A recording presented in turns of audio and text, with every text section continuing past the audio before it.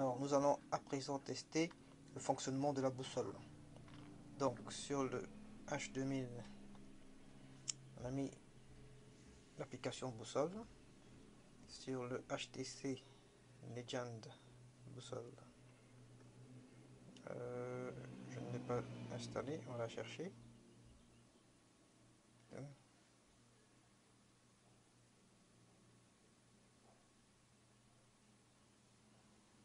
Ah, si, elle est là. C'est la même boussole, même software, la même application.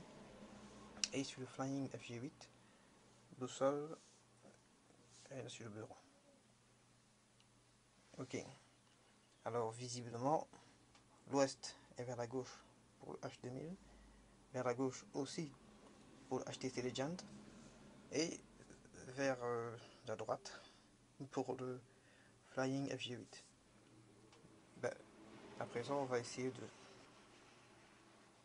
bouger pour voir ce qui change. Et on se rend compte que, visiblement, le H2000 a une boussole fixe.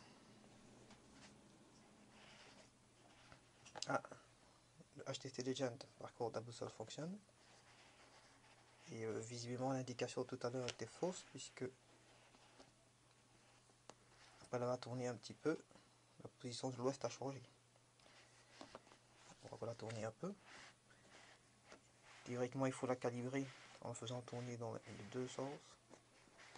Mais ça a déjà été fait, donc il devrait indiquer la bonne valeur. Ah, l'ouest est à gauche, comme le dit le Flying FG8 d'ailleurs. On va regarder pour voir si le Flying FG8 réagit aussi. Ah, lui, déjà, il a une boussole qui bouge également. Et il est à l'envers. Et il indique la même direction que le HTC Legend. Seul H2000 indique, pour ainsi dire, rien du tout. Voilà pour le test de boussole. Alors à présent, nous allons tester la rapidité d'acquisition du signal Wi-Fi. Alors, nous approchons de la source. Le Flying FG8 est le premier à trouver le Wi-Fi. Je ne sais pas si ce sera visible. Je suis en plein soleil.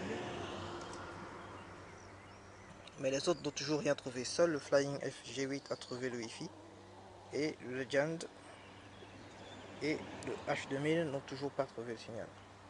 Je vais continuer à me rapprocher de la source.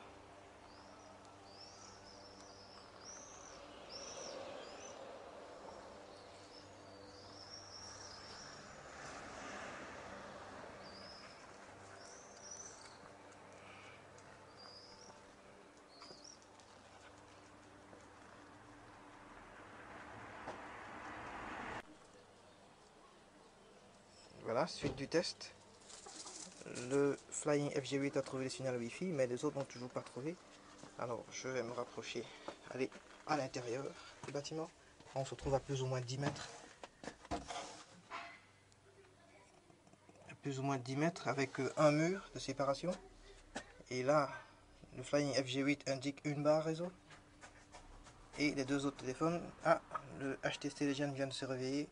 Il indique aussi une barre réseau Wi-Fi. Donc ici, le Flying FG8 est un petit peu sensible. Et de nouveau, c'est le H2000 qui est à la traîne. On va vérifier qu'il fonctionne quand même correctement. Le H2000. Et se rapprocher davantage.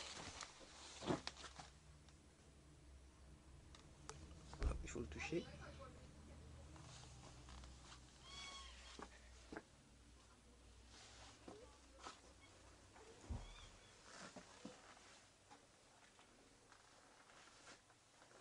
Alors là, je suis en face de la source. Les deux autres signaux sont assez importants. Mais pas celui du H2000.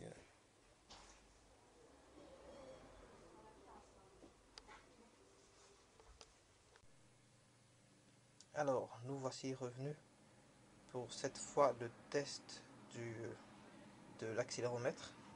Donc on va rallumer le téléphone. Android 2.2.1 pour le H2000. Android 2.2 pour le Legend. Et également le 2.2.1. Ah, évidemment toujours un petit peu plus difficile celui-là. Pour le Flying FG8. Donc je vais chercher l'application. Où est-ce que je l'ai mis? Accéléromètre. Accéléromètre. Et accéléromètre. C'est la même application sur les trois. Et on voit les graphiques. On va juste essayer par exemple de bouger une table et voir.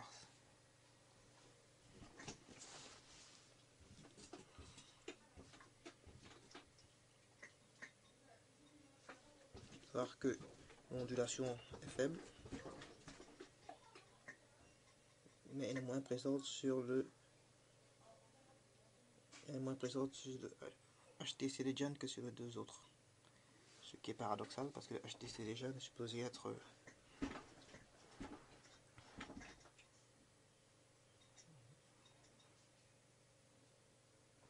on va en direction bleue, on voit des ondulations. Ici on n'en voit quasiment pas sur le HTC Legend, il est beaucoup moins sensible. Et le Flying FG8 est plus ou moins intermédiaire.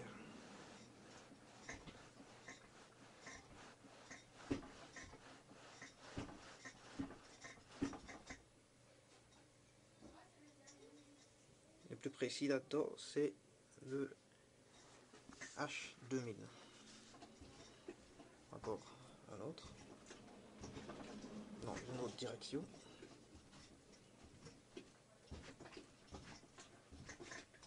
Là, on a évidemment le FG8 qui réagit. Pas le HTC Legend, mais bien le H2000.